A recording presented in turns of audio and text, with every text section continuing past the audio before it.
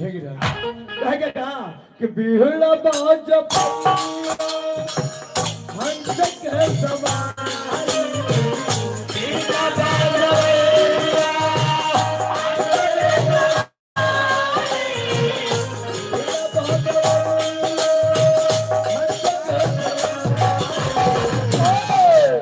तो तुम्हारी कर जाई बाबा तो तुम्हारी के कर जाई अहे जगत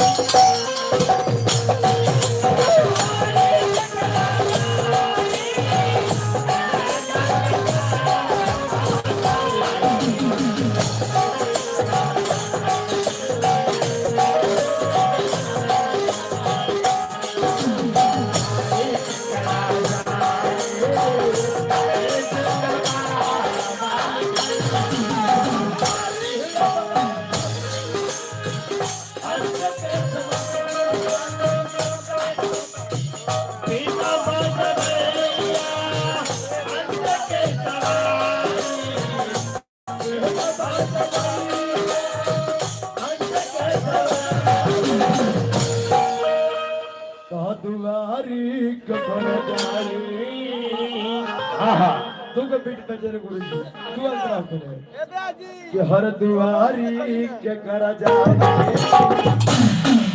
आहे जागत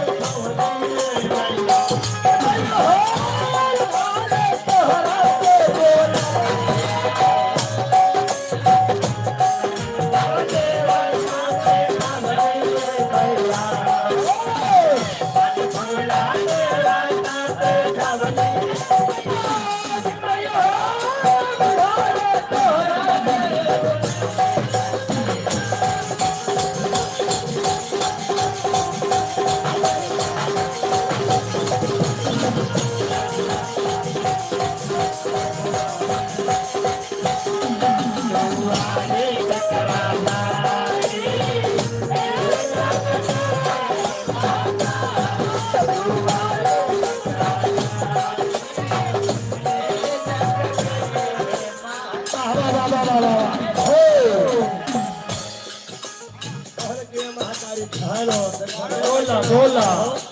भैया जी हाँ जी सबसे पहला हाई एकर होगा के चाहिए आवाज सबसे ऊंचा होगा के चाहिए गुरु जी बढ़ा के रखिए और भोकल लगा दे हाँ यही जानकारी है क्या राजा कलिदान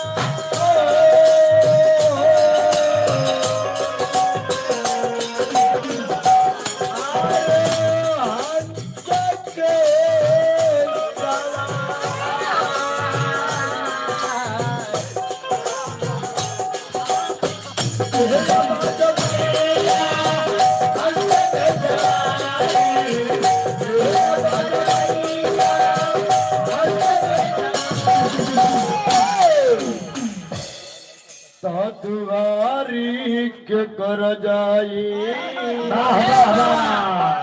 दुआरी के कर जाई अहे जगत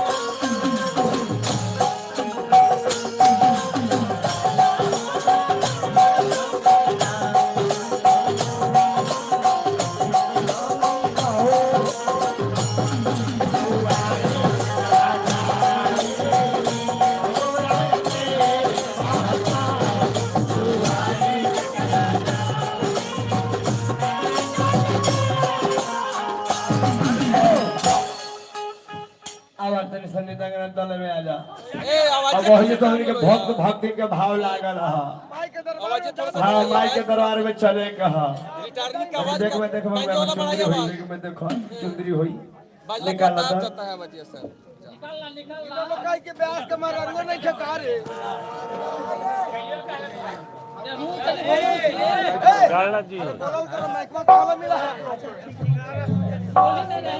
अगो हुआ तो बता कहने बोल ए जी बोलल की चला माइक वापस अरे रे कहे कोई जरूरी ना है गुरुजी खाली आदेश होते ही ना तुरंत है जो पूजा पाठ करके हमनी शक्ति छोड़ के भक्ति में ना भक्त के शक्ति में हेल जा भाई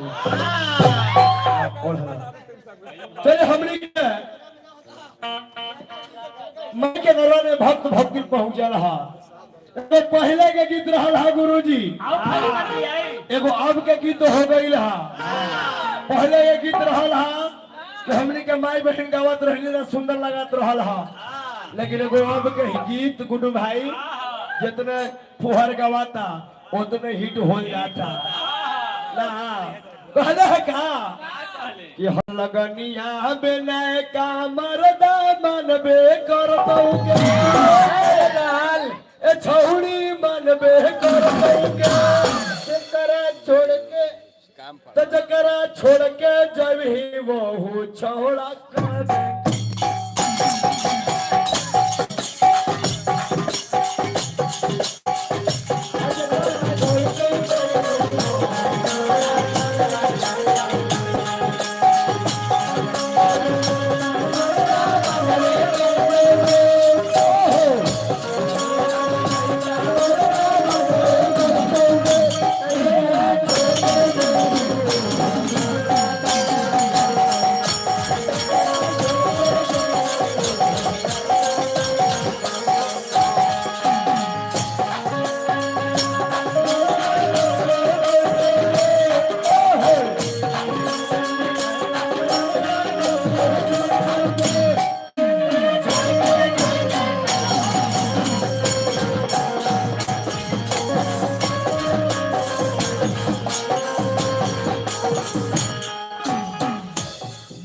गौरी बजत रहल है खत्म करा ना एहे कह के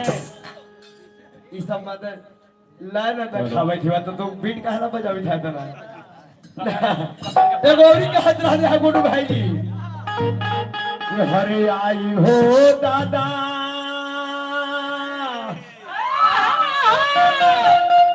ना जाके दिक्कत नहीं है अभी हमने दोनों रात भर मरद मेहरारू हो तो हमारा हो हम तहार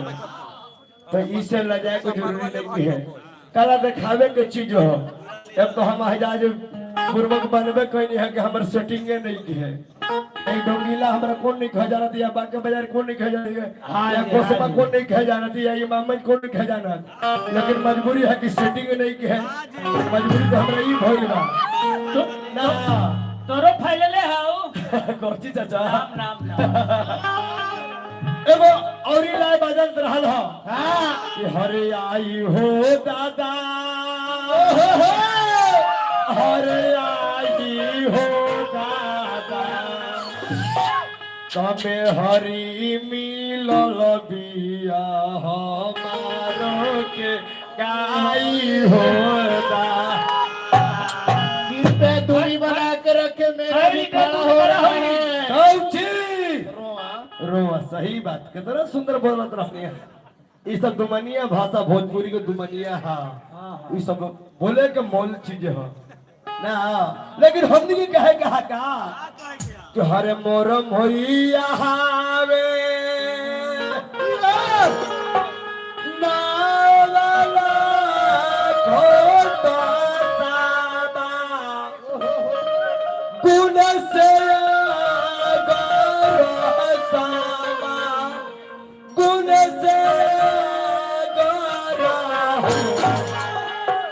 किया हो मैया पूरू बापा बिगिहा जालवा तो दुखवा सामहर ले जइहा एकदम ऐसे सर रनिंग बाजी गुरुजी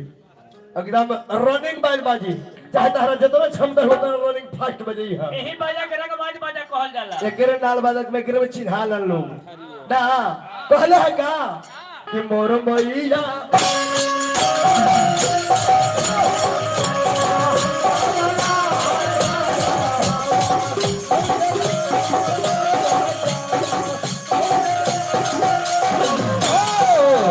और रनिंग से ऐसे से बाजी कि मोर मैया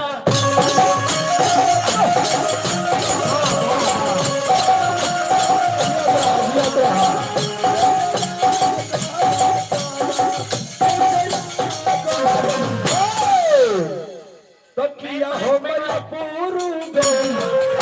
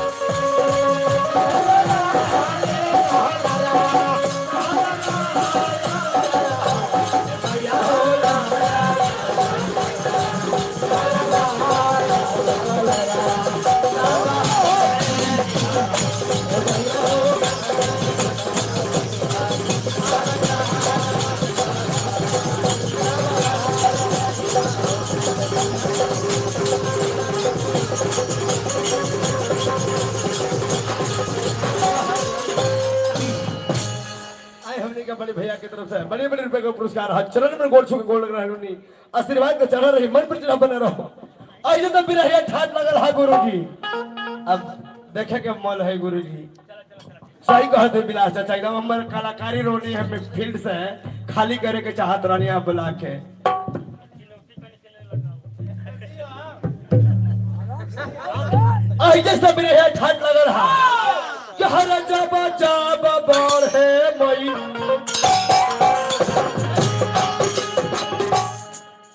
ध्यान ना मेरे यही बात बाजी कि हर जब जब बढ़े मैया हाँ यही बाजी कि हर जब जब बढ़े मैया अरे पाप पर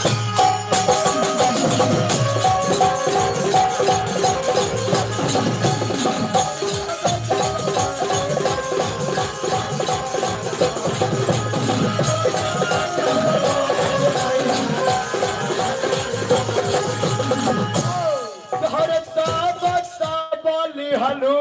मैया हरता बता वाली हलो मैया अरे आके आवत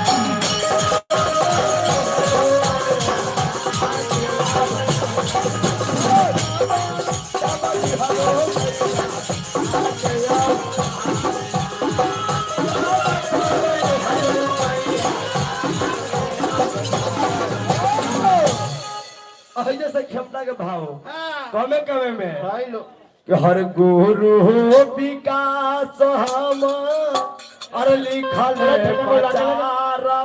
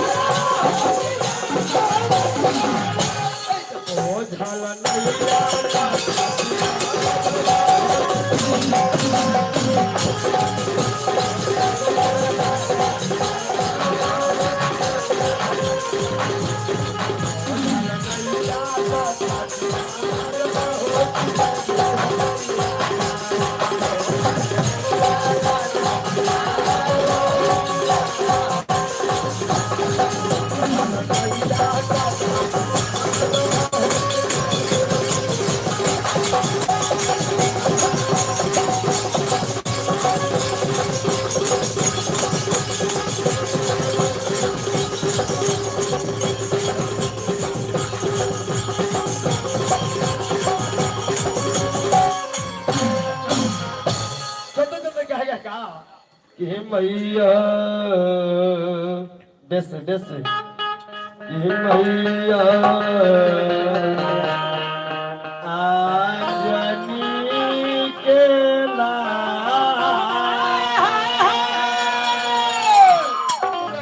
हर कह बया के दे बधारा साना ऐसे मैया है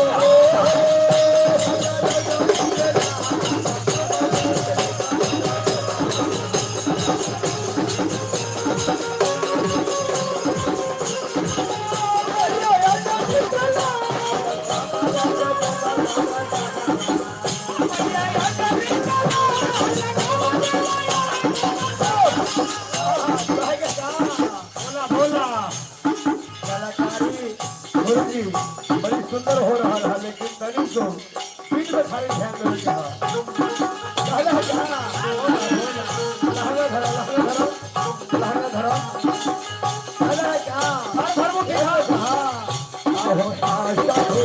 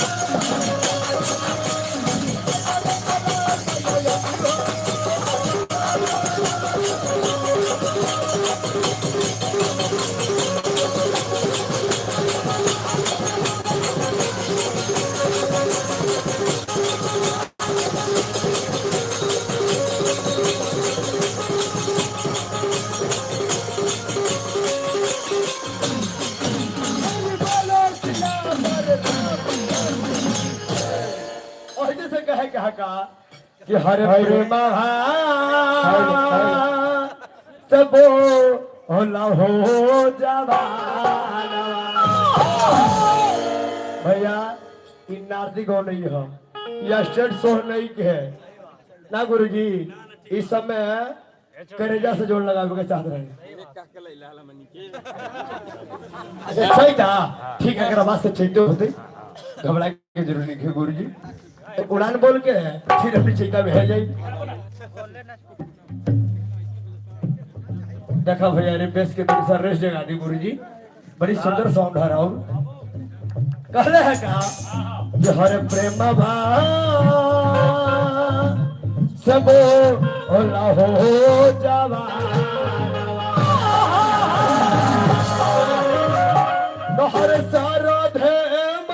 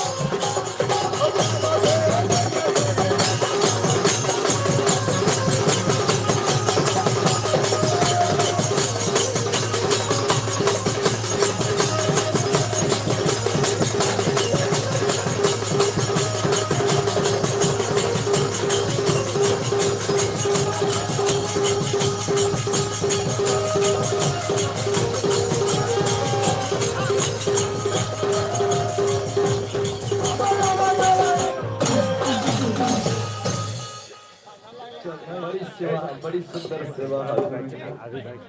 आई ब्याह जी तेरे से सहयोग करी हेलो हेलो अभी भिड़ाला तीनों नहीं सुना। बीरालाल जी मंडली में पानी चलाने का काम कर रहे हैं और थैली वीडियो हो वितरण करने का अजय मिस्त्री के अति अति हो तो अजय मिस्त्री का ही दिया हमारे बीच में उनका कह दिया 2-3 कलाकारें व्याह जी उपस्थित हैं। हम चाहूंगा सभी व्यास जी से निवेदन करूंगा भाईचारा के रूप में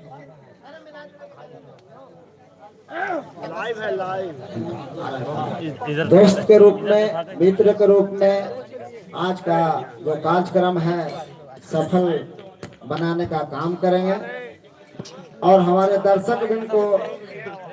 भी ऐसा आप लोग संगीत का प्रस्तुत करेंगे, शायद का प्रस्तुत करेंगे जो हमारे दर्शक लोग गदगद होंगे और उनको नींद को हराम कर देंगे। तो